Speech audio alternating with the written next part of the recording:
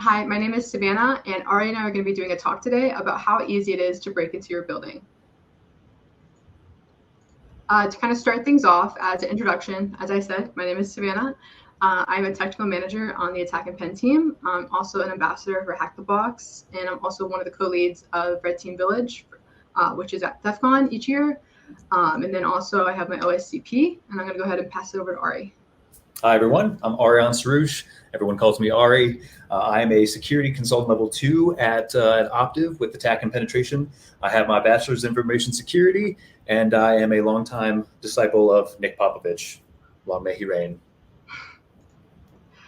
So kind of diving into what we're going to be talking about today is going to be focused around different types of physical assessments. So everything that we're going to be kind of going through is what I would kind of consider doing on a physical facility pen test. So kind of everything is inbound. So whatever it takes to kind of get into the building is all the things that we're going to be talking about today. It's not just going to be a single focus.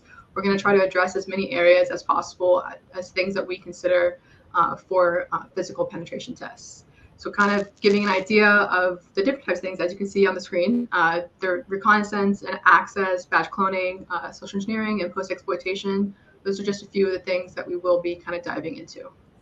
We're going to try to add a structure to what it takes to actually get inside a building. A lot of the stuff that we go over today might seem a little bit intuitive and kind of like, okay, yeah, that makes sense. But when you're kind of facing the project and you've never done one of these before, it can be a little overwhelming as far as the methodology to actually get it done. So kind of like an overview of physical pen tests themselves. Kind of the first step you always want to do is kind of create that game plan. And when I say game plan, I mean kind of you're collecting all of the evidence, not so more so evidence, but kind of putting together things for remote reconnaissance that you can kind of leverage to for your actual access into the building. And from there, you can move into actually preparing the documents that you can do ahead of time, so you're not doing it on site and making it very stressful, and also making sure you have all the tools you need as well for a successful execution of the engagement. And then the next phase is carrying out that actual attack scenario, and that's obviously like actually executing on the plan that you kind of put together. And then posting an engagement is kind of evaluating things that you did do during the engagement and things you can kind of improve on in the future. So kind of diving into remote reconnaissance, typically I do a lot of heavy recon ahead of time before going on site, because you don't want to do remote recon when you're on site, because that's just going to take away from your actual on-site time. So things I like to look at is the actual employee vehicles on Google Maps, but I will say it's not as reliable as it used to be just because of COVID now. You don't really know unless the image has been recently updated, but still don't always count on the image that you find on Google Maps. You can also look at the different types of jobs that are available that you can potentially leverage and ask questions and get intel about maybe that position. And then you can also kind of identify relevant scenarios. So obviously if someone's wearing, or all the employees are wearing suits, like you don't want to have a scenario where you're wearing jeans because then you're just going to stand out. You want to make sure it's matching to whatever company that you're testing.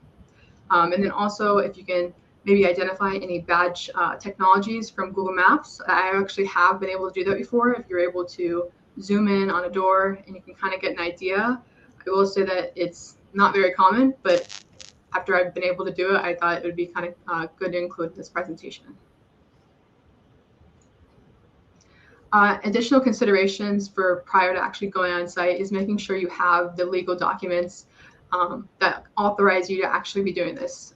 I do not recommend anyone to be doing any types of things that we go over in this presentation without being authorized by the company that you are testing.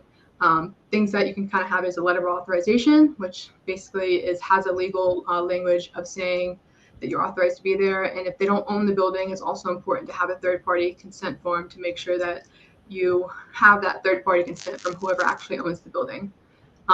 Also, you make sure that if you can identify all of the entry points of the building from Google Maps, make sure that every consultant who's on the engagement is also able to kind of understand all of those entry points. And then kind of making sure that all of your evidence is for remote reconnaissance is collected prior to going on site as well. Because like I said, you don't want to spend the time that you have for on site trying to do remote stuff.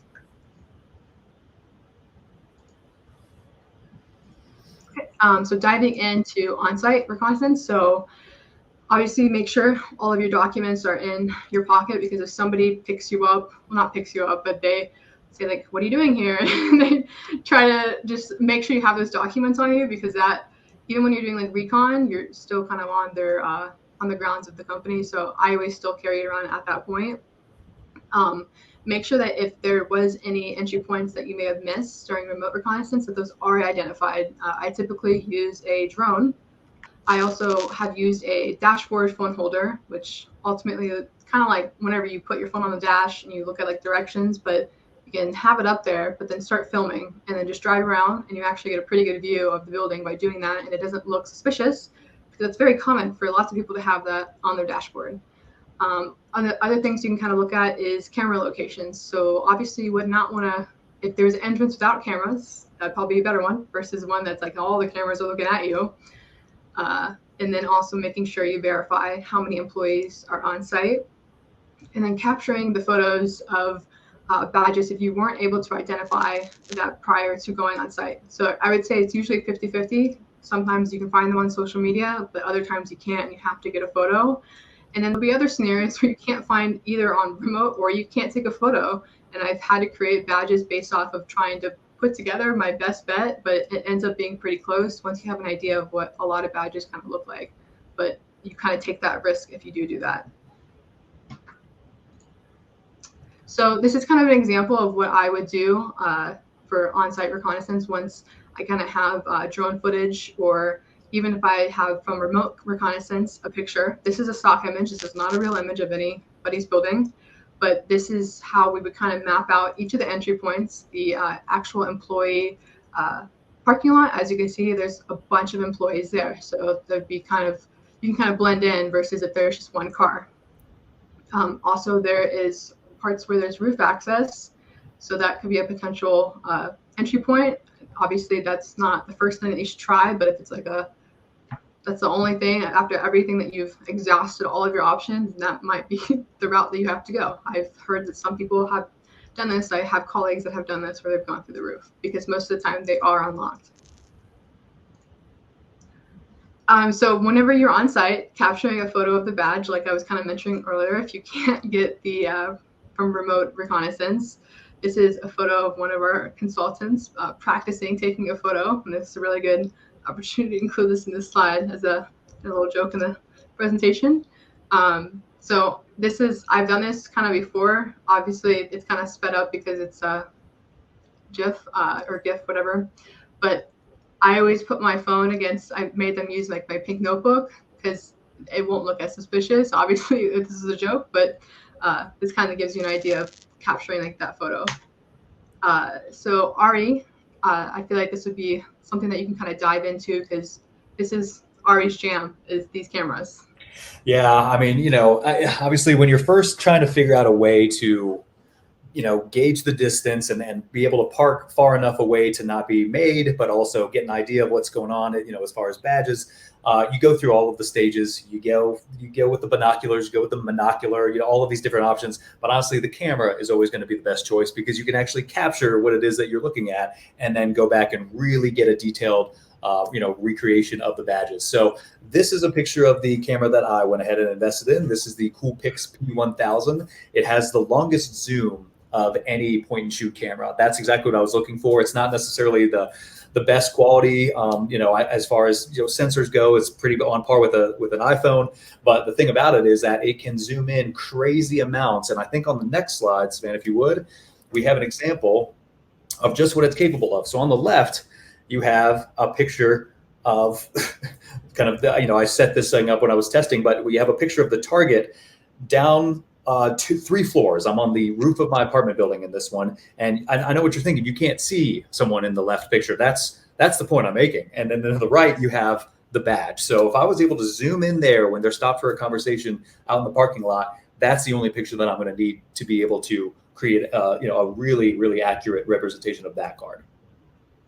And this is just an example photo of Ari showing kind of how much you can zoom in. This is not a real photo or anything. This is just an example.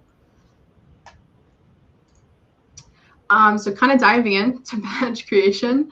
these are a few of the badges that we've kind of evolved over the years. So that you can kind of get an idea of different like looks that you can have for badges, and then also leveraging wigs. This is a new one this year. We got to leverage wigs. Well, actually, I guess no, it was last year because we are in 2022 now. So actually creating these badges are not as hard as you would think. So kind of to get an idea of how to actually create them, all you really need is a card. So if you're not going to be cloning any badges, then you can just use a spare hotel key. Or if you are, then you obviously want to use a card that you're going to actually write the card credentials to once you get that badge clone, which Ari is going to be going into badge cloning right after this. And then sticker paper, and then scissors and X-Acto knife. And then also I would recommend getting the Gorilla Tape. It's really important. I know I have it as optional, but I really recommend doing it because it adds that weather resistance, like glossy type of finish.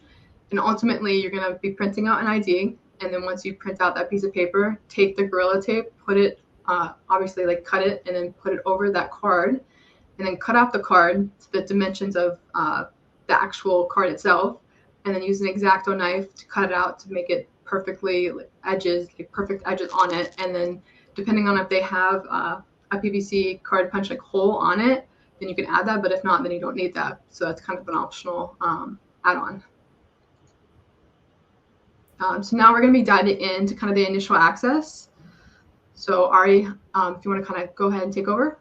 Sure. Yeah. So when it comes to initial access, what you're looking at are a couple of different options, and you know, 99% of the time, depending on the criteria for success that the client's provided you, you're going to be taking the easiest route. So if you recognize that the door closes incredibly slowly and it wouldn't be difficult to just tailgate behind someone who opens it, that's the route you're going to take. But you can kind of narrow it down and figure out which way you want to do it. And then, you know, if you have success maybe the first day and the engagement's a week long, maybe try to demonstrate more impact to the client by doing it another way, you know, after you do it the one. So we're going to be covering badge cloning in great detail, tailgating, pretexting, and then of course surreptitious entry, the real exciting one. So I think it's helpful to go over a history of badge cloning because of the fact that you'll still see so many examples of the older technology in place. So in the 1980s, it was magnetic swipe technologies. Now this was adopted because it's a better option than manual locks for key management, traceability, and forensics. But of course they are unencrypted and it's just a number on the card that's read by the reader. Now, the issue that they were having is that these were getting worn down. And if you've ever seen a magnetic stripe card, it probably looks like it's in pretty rough shape. So in the 1990s, they adopted proximity cards. And really the only benefit to this thing is that it performed the same task as the magnetic swipe technology, except it didn't actually have to make contact. So the wear and tear was lessened.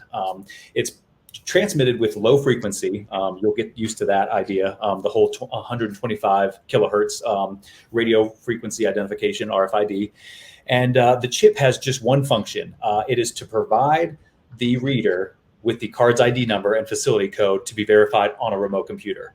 That's all it does. It just kind of burps out the number that it's given as soon as it comes in proximity with the reader and is given the energy to do so. So in the 2000s, you know, obviously seeing the limitations as far as security, because it's such a dumb number that just gets blurted out and is easily intercepted, they adopted smart cards. And these use a high frequency, 13.56 megahertz, near field communication, NFC.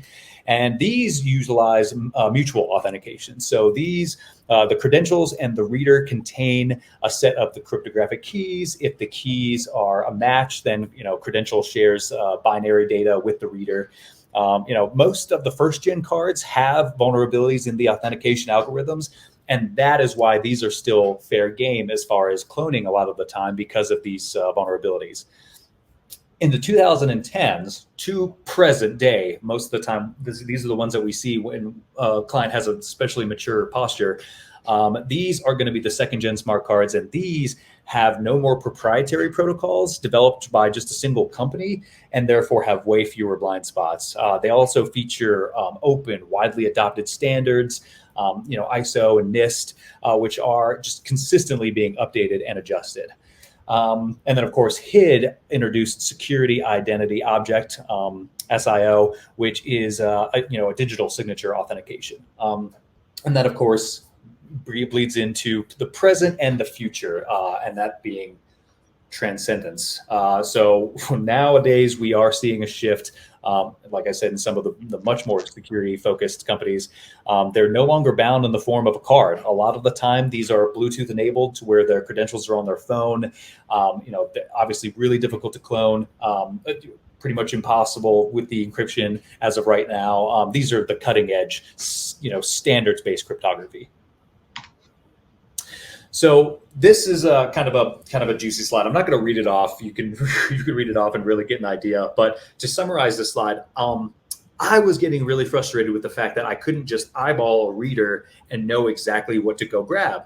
And then finally, I found out why that is. And it's not just something that I will never know because I didn't do enough research. It's because, and you'll know if you read this quote from this HID white paper, it's intentional. It's a one-way kind of flow to where even someone who knows what they're talking about can't look at a reader and know for sure what's operating on the back end because of it's supposed to be obfuscated so that no one with that knowledge can just go and know exactly what technology is being operated.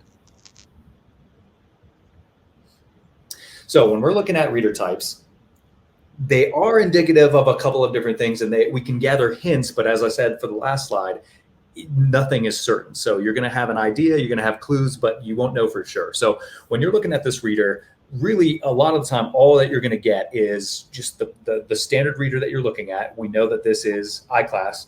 And then at the bottom there, you're going to see a proprietary piece of information, or sometimes it's a little brand, sometimes it's the actual readers. It says iCLASS SE, something like that. But for the most part, you won't get a lot of information off of there. So that little card that just popped up there, that is how you can tell what frequency is being operated on, and that's going to be the key. That's another option. And then, of course, if you're me and you have a couple of implants, I can use my arm. I have a low frequency reader, a detector, high frequency detector, and a T5577 chipset in my hand. It's a big deal to me. I really enjoy it. So when you're looking at it, that's going to be what you can actually tell is which frequency it's reading. If it's just low frequency, you're in good shape because they are using low frequency unencrypted badges. You're going to get a clone pretty easily. If they're using both, and that's the most common, because they're using a migration reader. So they have to be able to accept some cards that are low frequency, but maybe they're making the effort to kind of switch over to higher security cards. Then you're going to see both. And if you see just high, it's not great. It's not great news. There's still some things that we can do. We can look into that in the further slides, but you're in bad shape. Maybe look at tailgating.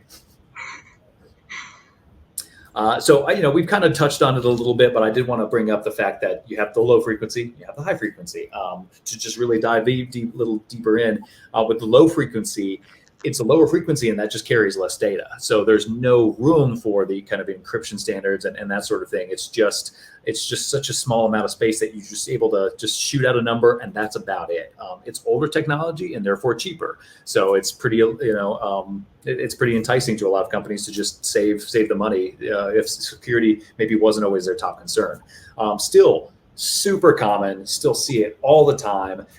And the biggest thing is that you see these companies who upgraded their readers, but I guess never quite got the information that they needed to know to upgrade their credentials. So the readers are capable of the high frequency and all of this other thing, higher security standards, but that's not actually what they have in use. So still super common, and most can be cloned to a T5577 chipset, the one in my hand, or the one that's pretty common. You can get 300 of them for like $7. And then with high frequency, you have the 13.56 megahertz. It's a higher frequency. It's able to transmit more data.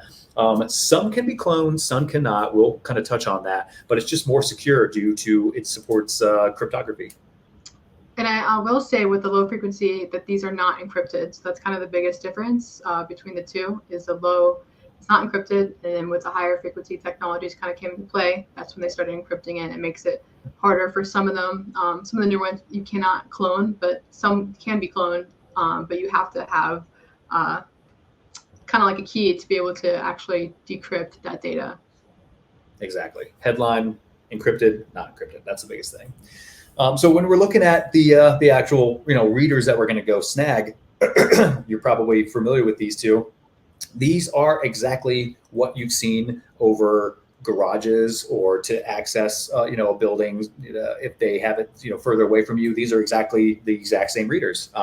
What we do as penetration testers is we just simply repurpose them for ourselves. We provide a external battery source. We stick them in a bag, and then when we walk around, we are acting as the same reader that would be at the top of a parking garage. We are picking up the credentials as if they are authenticating to us. And then the difference is because of how we have our Raspberry Pi configured, we're able to then read that data. And if it's encrypted, it's not much good to us. If it's unencrypted, it's easy to transplant and clone that to another badge. That's how it all works. So these are two common ones that you'll see. You have the HitProx, MaxiProx, of course, and that's for the HitProx, the low frequency, and then you have the iCLASS reader for the high frequency. So I wanted to go ahead and cover a couple of key terms, just so especially when you're discussing this with clients, everyone's using the right word to describe what they're referring to, because it can get a little jumbled up. So specifically, card credentials refers to the method of authentication as well as the more specific variety in use. So for example, badges and fobs are two different credentials. Now, when we're talking about the chipset, the difference is that you are talking about the specific technology in use. So you're talking about like the MyFair Classic 1K, 4K, ultralight. These are the chipset types. So if we're talking about the T5577, again, chipset. And then when we're actually referring to the card formats, that's how the system interprets the information on the card. I actually have a separate slide for that one because it does get a little bit confusing. You could go ahead and switch to that next one. So with the card format, I found a really cool quote, again, from a white paper that just kind of describes what it is so that you're able to provide an example to the clients, because like I said, it does get a little bit confusing. So when you're looking at the format, it is like interpreting a phone number. It is a way of interpreting it. So if someone describes a phone number, and they start with 949 as the area code, that's what you're looking at. So you know how to format it in your head and interpret the number. That's how the formats work on here. So you have the facility code and you have the ID number. So when you're discussing that, that's how it actually is to be described. Now, when we're talking about clonable card types, most cards ship out of the factory with privileges for its UID sector set to 0 and read only. The difference between the cards that we're able to clone on and not is what that's set to. So if it's also read write, then that's when we're able to take a card and write it to another card. So for example, you have the Magic card, the classic, the MyFair Classic 1K or Magic card. That's the one that is very popular in cloning badges too, because of the fact that that's read write. You can overwrite that. So you can do that with the T5577 chipset, the HitProx, HitProx 2, and it goes on and on. Now with the cloning and the iCLASS badges, because I know that that's what a lot of you are kind of thinking. So how do we clone something that's encrypted, higher frequency? The key is that although it has encryption and mutual authentication, the master authentication key used by every iCLASS reader is retrievable, rendering their defenses untenable. That's how you do it. So with iCLASS, it's still fair game because of the fact that that key has been leaked. Now with iCLASS SE, here's the thing. This relies on a configuration mismanagement here. So it is sometimes possible to read an iCLASS SE badge with the long range reader and write it, write the facility code and the ID to an iCLASS badge. But you're going to find that, sometimes it fails, and you can probably attribute it to it's configured properly to where that's not possible. So kind of moving into tailgating and pretexting as an alternative. So say you can't get a badge clone, but I would always still recommend making a actual badge. So say if you still can't write anything to it, still always wear a badge in any scenario of you entering the building. So as you can see on the right side, that is Ari pretending to be someone who's fixing an elevator, which it did work. So this is a selfie that he took to include in this presentation. On the left is, to say if you're tailgating in, and when I say tailgating, I'm referring to you're essentially walking behind someone with just enough distance to where it looks like you're also an employee and you're going in, but you're basically bypassing having to scan in because you're going in right behind someone. So things that you can do whenever you're kind of considering taking this route is evaluating how long does it take for that door to close, because you don't want to go in like if so soon, if it's just one person, that you want to kind of have an idea if it takes like a few seconds for the door to close, you might be able to wait until that person has almost like passed and has kind of walked a little bit more versus trying to go in right behind them if it's just the one person. But if it's a lot of people, then that really doesn't matter as much, and you can kind of walk in with the crowd. And when we refer to pretexting, so on the right picture, this is Ari utilizing a pretext of being someone who is fixing elevators and kind of portraying that pretext if anyone were to interact with him. I will say to never like start the conversation, and whenever you are inside of a building performing an assessment, because there should be no reason why you should have any interactions without them having to be basically required interactions where they're the first ones to approach you and actually start it, because you're going to burn yourself immediately if you try to actually start the conversation. Yeah, when it comes to pretexting, you just have to be a good actor. You have to really put yourself in the space of whoever you were impersonating. So if you were there to fix the elevator, odds are you're not walking around starting conversations. You're quiet and demure, and that's perfectly logical to be. That's what you have to think of. Yeah. And then kind of going into different routes as well with surreptitious entry. So say if you are able to identify a door that does not have the deadbolt improperly installed, which essentially means that you are able to pull on that latch. These are a few of the tools that you can kind of identify on the screen right here. So on the right side, these are all gems. So this is a mini gem, and these are all kind of more so the regular size. I will say that the quick gem is probably the best out of the three, just because it honestly will start to really hurt your hand when you're using, there's not like the rubber on the bottom of it and you're trying to pull on that latch, but you can basically pull on the latch enough to where it comes out, because it's not engaging properly on that deadbolt because it's not installed properly. And then another alternative is also a hall pass as well, but typically in the next slide that we have right here, the traveler's hook is something that you can also use instead of leveraging the gems that we kind of just talked about. So this, you can kind of stick it in and then push the latch actually in and then pull on the door. And Ari, I'll let you kind of dive in on the leashy tool on the left. Yeah, the leashy key might be familiar to a lot of you, especially those involved with lock sport. But I like to talk about the leashy key because, for one, it brings up the fact that lock picking is not nearly as prevalent in any of this presentation. Because it's not that prevalent in actual penetration testing. I know what you're thinking. You've got the capabilities. You've picked doorknobs before. You've gotten into your apartment, and that's fantastic. But the thing is that to really be able to bypass these 5 and 6 pin locks, you're going to need to really be up on your lock sport and have the feeling dialed in. And if you pick locks, you know exactly what I'm referring to. And the odds are is that unless you're really, really serious about it, you're just not going to have what it takes to pick it in a timely manner once you're inside. So the leashy key, if you find out somehow that this is supported, maybe during initial recon, you get an idea that they do use a lot of slage locks on the way to valuable office space or something like that. These are very valuable because of the fact that they are lockpick and decoders, meaning that as you're picking the pins, if you see in the picture there, you see the numbers, you're able to get a feel for which pin you're on because you're visually able to identify exactly which pin you're on and the depth that you need to sync it. So you don't need to be quite as far up on your lock sport and have the sensitivity dialed in because of the fact that you're eyeballing the sensitivity right there. You're just looking at it and you're feeling exactly which pins are engaging properly and that sort of thing. So I just like to throw it in because though I have never successfully used one on a penetration gig, it is something that I do enjoy kind of practicing with at home because it's just removes the need to really keep your sensitivity high. So I can go 2 months with other interests and not so much of the lock picking and go back and get through a 6-pin lock using a leashy key. And I will say with any of these tools on this slide and in this last one, if you can't do it in 30 seconds or less, unless it's like there's no cameras looking at you and it's dark at night, but even then, if you can't do it in 30 seconds or less, don't do it at all because you're just going to burn yourself.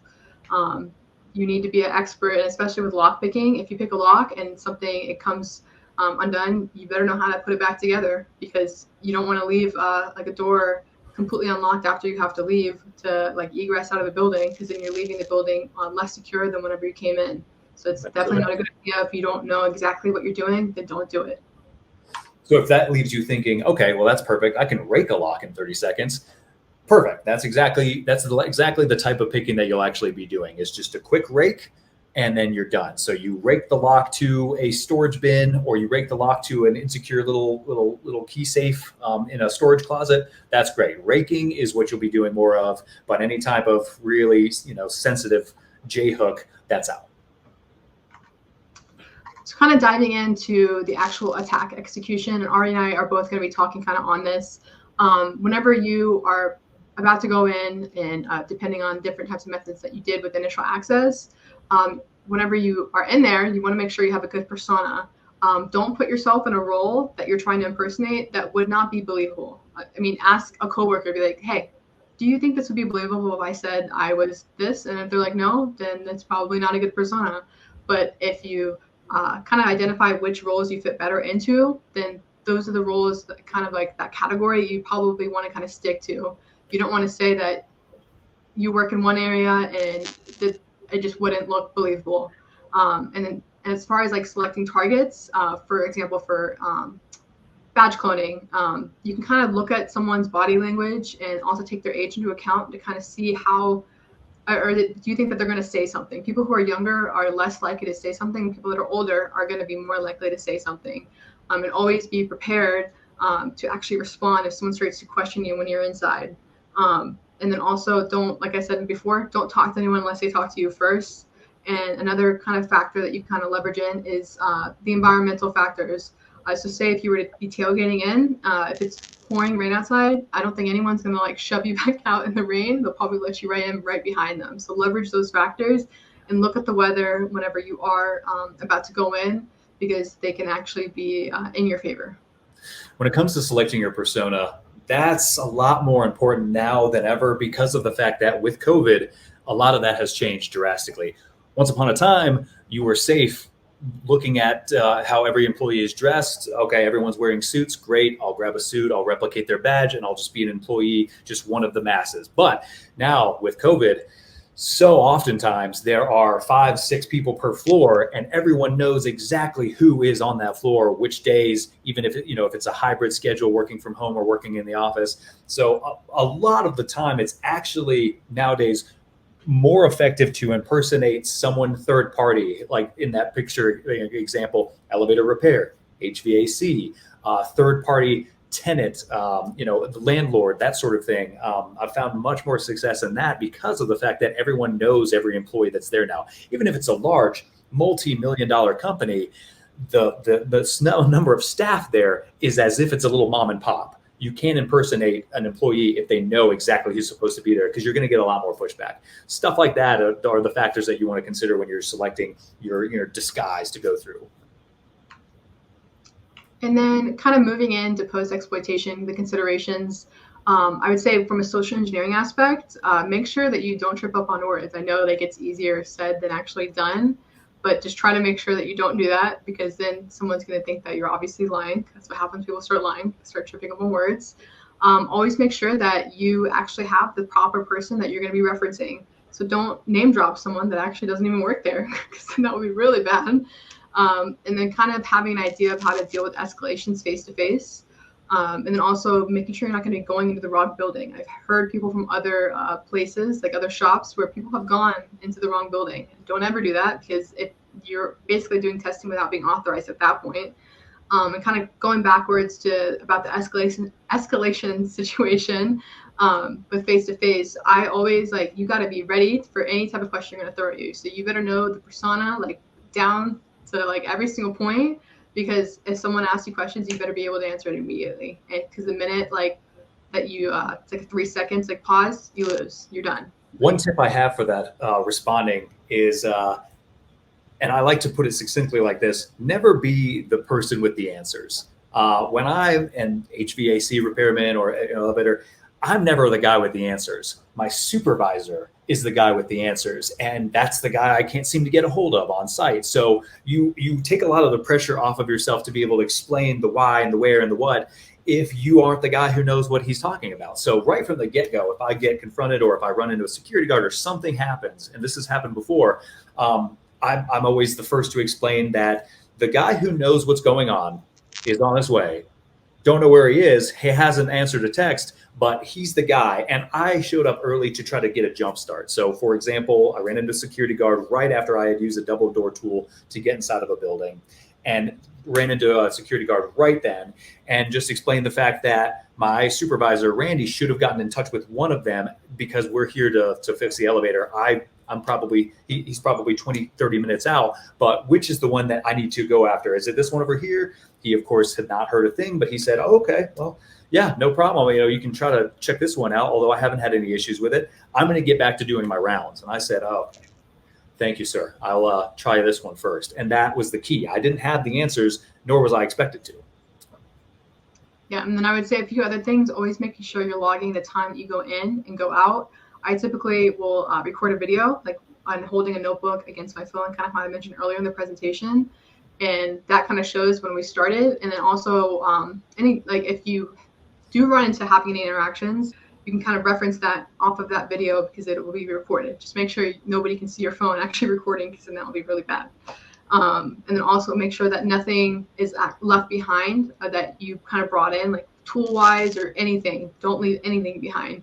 Unless a client is kind of asking you to leave a business card in a specific place to show that you got in, you got out, no problem. But other than that, like still, I make sure that that's not in the widely known space. If something like you want to put it somewhere where not everyone's going to see it. It's something that you're trying to show to a client. Yes, I did get in, and this is where this is, but it's not going to be shown to all the employees. And then additional considerations. People, whenever they're performing these types of engagements, they'll get a lot of adrenaline and they want to stand longer. Don't stand longer. The minute you accomplish your goal, move out. You don't need to stand longer than you are already in there for, and don't try to go back in either, because then you're just going to burn yourself whenever you are already successful. So I would say that's a really big consideration to kind of take into play, because I have seen people who get burned because they thought that, wow, it was so good, let's go back in. You don't need to go back in if you've already accomplished your goal. There's no point, and you are compromising basically the engagement.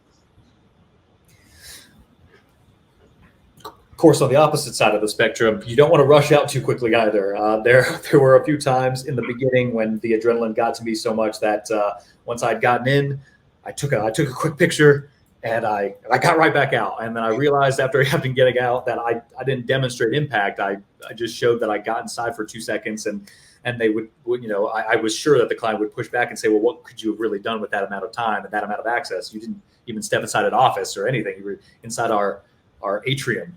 And then I thought that's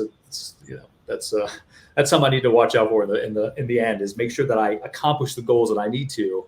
And sometimes if you feel like you have eyes upon you, then maybe, try to take in more details, try to take that in as recon, and then, go ahead and leave, but try to have benefited in some way. Maybe you just got a better idea of the layout of the floor. I have actually stayed in the bathroom for 4 hours.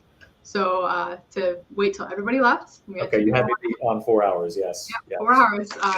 And people on the outside watching to make sure every single employee's car was gone. And then once they're gone, we had full access to everything on the floor. And it was worth the wait. We just sat in there, just looking at photos, but worth the wait. So I would say this kind of wraps up our presentation. If you do have any questions, we will be in the Discord to kind of answer any of them, or you can reach out to us on Twitter. So these are our Twitter handles kind of listed right there. Thank you, everyone, to kind of coming to our talk today.